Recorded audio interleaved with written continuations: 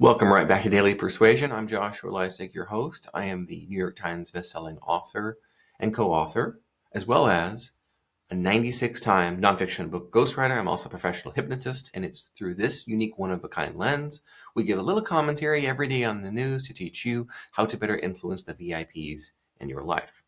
There is a meme going around in the wake of the renaming Gulf of Mexico the Gulf of America, which is right, just, true, and correct. But the meme, which is being shared by liberals, goes with the picture of the Gulf of America.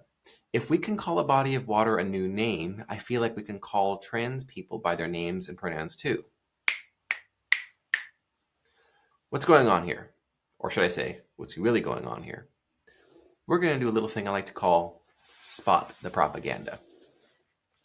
Left-wing persuasion attempts begin and end with two little techniques. The first technique is moral superiority sarcasm. You sense the sarcasm, obviously.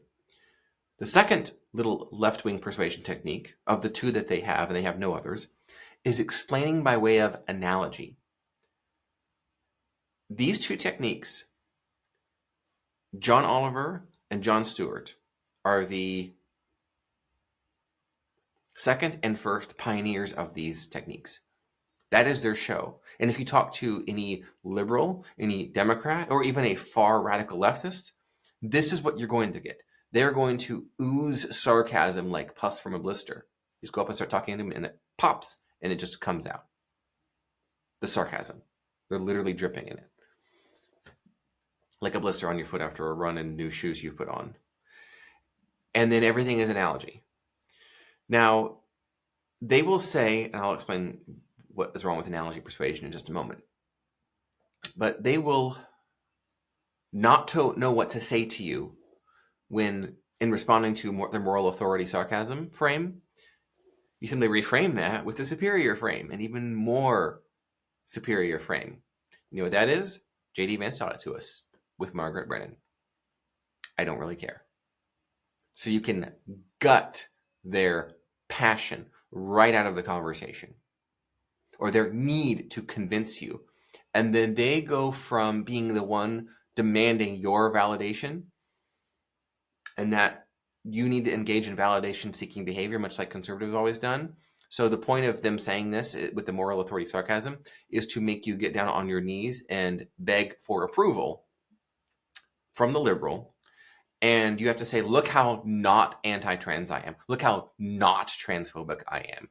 I'm going to go sleep with a trans person just to prove how acceptable I am to you, dear liberal. This is the neocon way. This is the old GOP way. This is how they used to think, but we're not doing that anymore.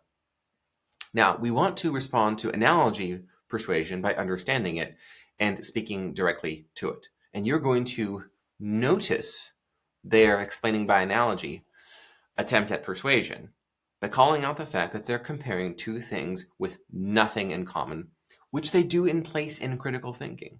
They do that in place of that.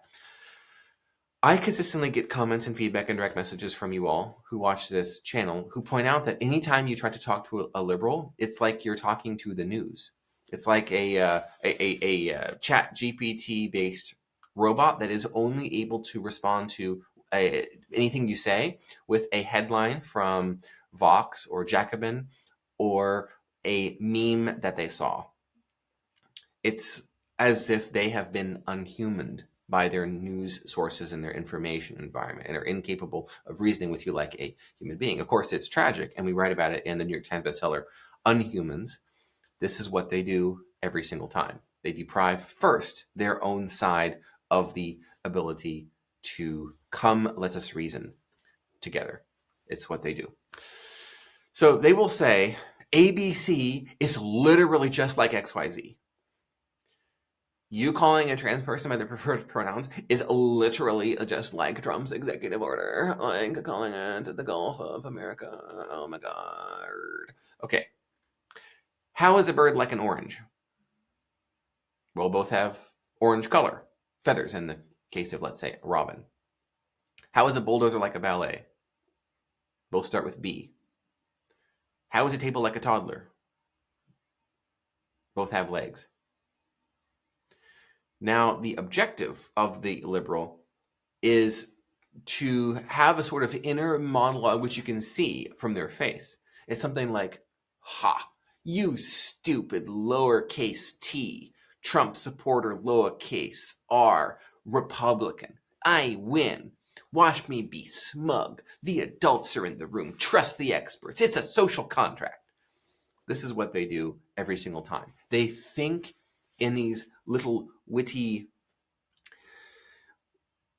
There is a word for it, which is now coming to mind for me. Deepity. Have you heard of the deepity before? Deepity. And it is a statement which is generally true, but specifically false to such an extent that you're revealing yourself being an idiot for using it in the first place in place of a real reason. And you'll notice that left-wing persuasion that go viral on their side, they're deepities. Like, trans are people too. Trans are people too. Social contract. And that's what they go to when they feel cornered. Now, all of this, both of these techniques specifically, they do in place of critical thinking, in place of responding to you. And it's like whack-a-mole, where they go from one to the next, one to the next, one to the next, new analogy, one new analogy. You're just like a fascist. You're literally like a Trump supporter, as a Hitler supporter was. Oh my God. And so, like, prove you're not Hitler, prove you're not a fascist, prove it. Do something that's liberal, do something that's left-wing, prove you're not that.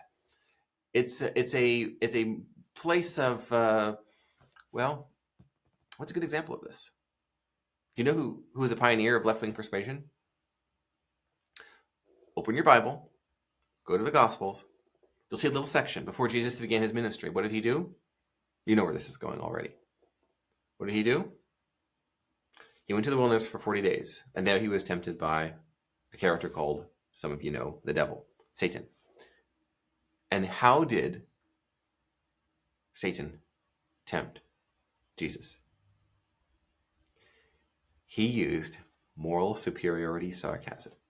If you're really the Son of God, then you're going to do this, okay? That's how Satan talks, right? Like an affluent white female liberal. And also, explaining by analogy is what he did. If you're really the Messiah, you see those rocks over there? Make them into bread. See? Two things that have nothing in common. And what did Jesus do? He reframed and broke the frame.